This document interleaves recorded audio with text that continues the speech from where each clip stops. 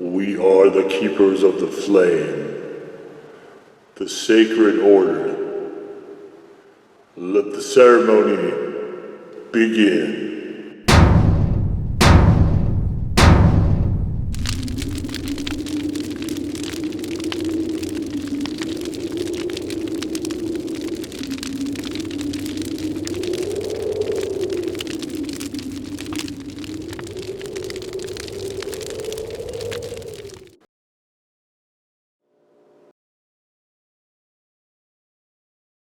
And today, faithful acolytes, we take a look at this. And what this is from the Angry Goat Pepper Company is the Black Bison hot sauce with triple berry, ghost, and scorpion. I'm not clear why they called this Black Bison. It is not making a lot of sense to me. So, I don't know if that's coming in or not. This is a really, honestly, a not very good label. But the idea here is it's for serious chili heads. Alright. You can pause here and read the copy if you want to, but it's like this spacing. This is funky. It's a funky label. I don't like it. Okay, so beef, poultry, pizza, or ice cream. So I don't like it on pizza. I think it's okay on poultry, but there's things I'd rather have. Ice cream and hot sauce do not go well together for me. I have yet to find one that's any good. And so on beef though, actually I did like this. It did come through pretty well. Oh, ingredients. What am I doing? What am I doing, guys? What am I doing? Okay, let's see. Let's take a look here. We've got the blended berries of cherries, raspberries, blackberries. We've got habanero, water, butaloquias, cane sugar, pomegranate juice, lime juice, tequila, the salt, sea salt, and scorpion pepper powder. So, a lot of stuff going on in here. I personally did not pick up any tequila or lime. And I actually kind of find the inclusion of those in the sauce to be a bit confusing. Like, look at this label. There is so much going on here that I don't understand what... I got the buffalo, but there's all these light flashes and stuff. I don't know. I'm not in love with this label, as you guys are probably getting. But this is the first one I've had from Angry Goat. And I know that I think they've been featured on the hot ones. Not with this sauce, though. This sauce does like to clot. You can see that it likes to clot up here, so I don't know if we're going to be able to shake that out or not. We'll give it a try. And you can see it is a fairly... It's about a medium runniness, I would say. It's not super runny, but... And then, of course, we have this, so... There we go. I don't think I improved it a whole lot. But let's get on with it. Alright, you can see we got a... It does kind of work as a restrictor, which is fine with me because this is not a sauce I would really want to have over poured. You can see it's got this really rich red-orange color. Flows pretty well. Definitely very very smoothed out. Very smoothed out sauce. See little bits in there. It looks like... See if I can actually pull them in here. It looks like little bits of blueberry. Don't want to dump that. Okay. You can see them kind of right there over on the side here. Hopefully you can see them better there. So, and this is one of the spicier ones, so this does have a bit of a punch to it.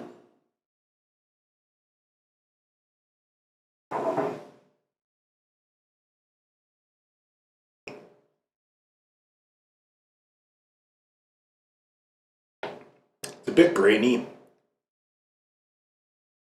Getting little bits of fruit. Getting a general sweetness. I'm getting a ton of scorpions though. By far, the predominant flavor here is the scorpions. No question about that. And so there's a lot of bittery, flowery elements to this. I think if they would have not put scorpion pepper powder in there, this would have been quite a bit better of a sauce. Or if they would have cut it down a lot. They rated this a 10 out of 10 for heat. There is some mouth burn, but I wouldn't. What'd I give us? A 3, 4, maybe a 5, somewhere in there.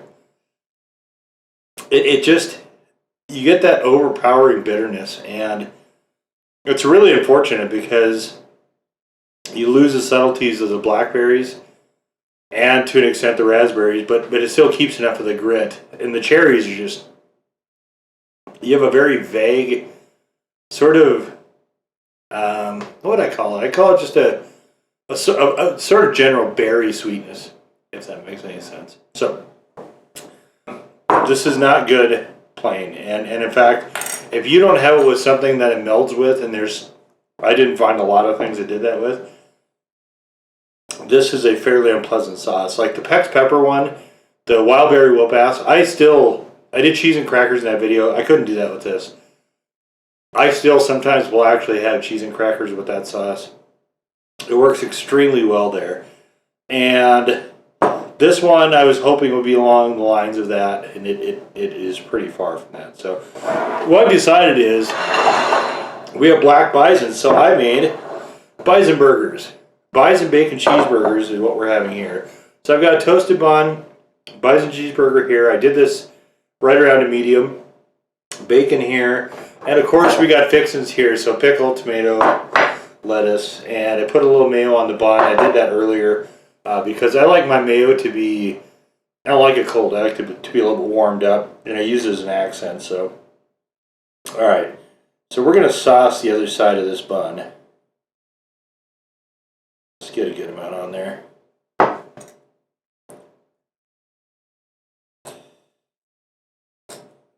Alright.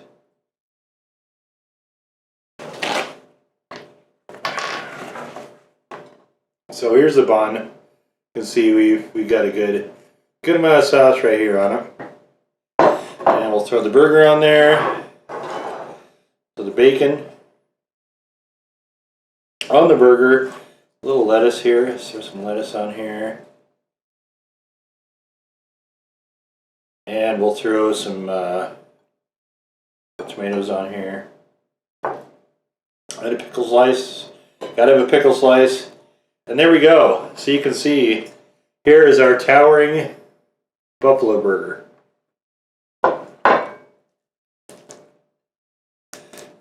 Now I have tried this on beef and I enjoyed it. Now that black bison, I haven't had buffalo burgers in a while. Thought that might go good, kind of good. I have not actually tried this though.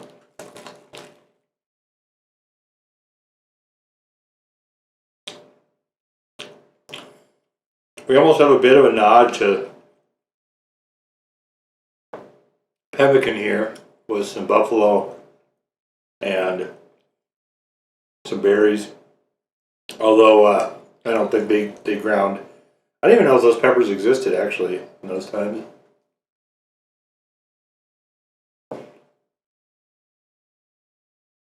If they did, definitely not in the plains of America. Maybe not even in America at all.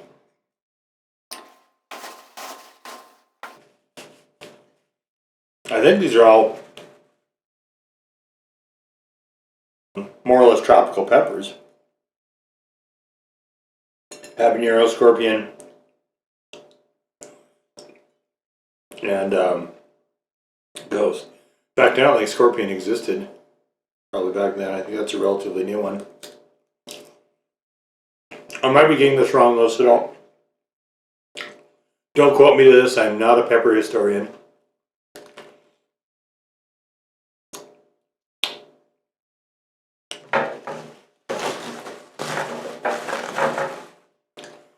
This is an incredibly juicy burger.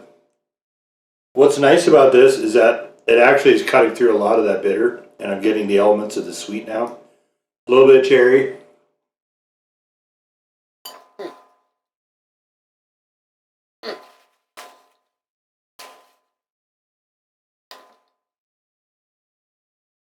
Throw a little extra on.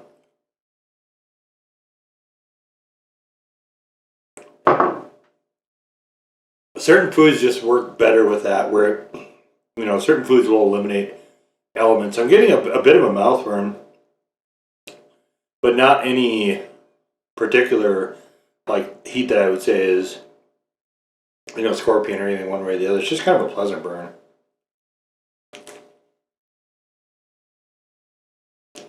Yeah, that bite was blackberry and cherry.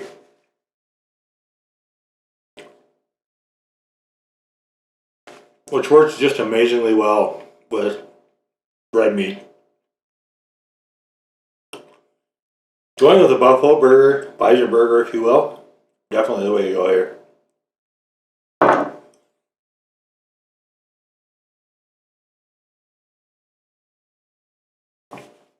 Nice soft bun, just delicious.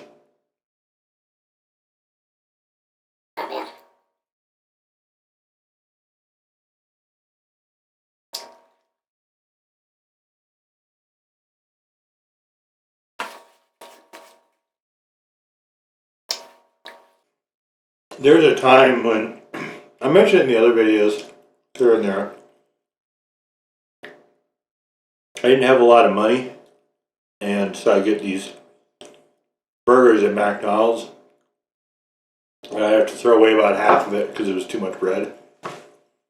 But I always put hot sauces on there, and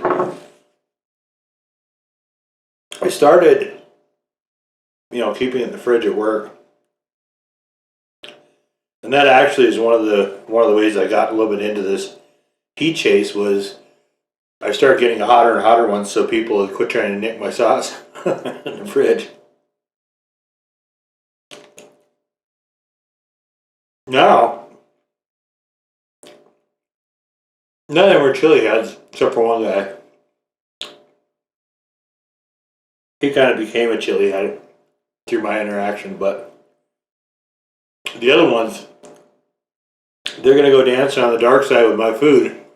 They were going to pay. So it happened once, twice at most, and that'd be the end. Fringe benefit of being a chili head.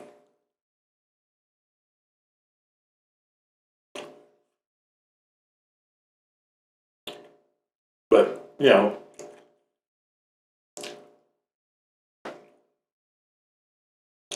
at the time,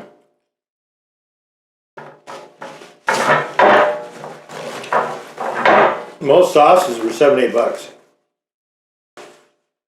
and you rarely see them get into double digits. Now we see them start, closer to 10, and then some of them we get $19-20 a bottle. Can't be having people nicking your stuff. You don't have a bunch of money. You're paying that much, which was rare, obviously, but.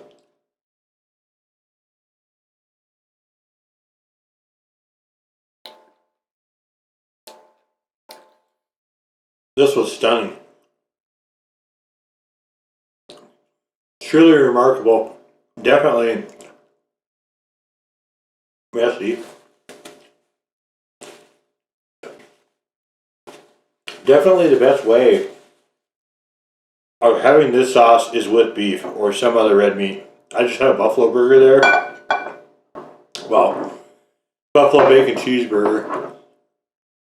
I'm kind of at the point where I don't want a burger unless it's got bacon on it, to be honest. But I still understand the naming structure. Man, I could almost go for another of them. That was really good. I still got a couple burgers left. These sections of buffalo meat in the store I thought they were a little small, so I got 2 of them, and then I wound up getting like 5 patties out of it. So I'm good for buffalo for at least another meal. But this was just a very nice, excellent addition to it.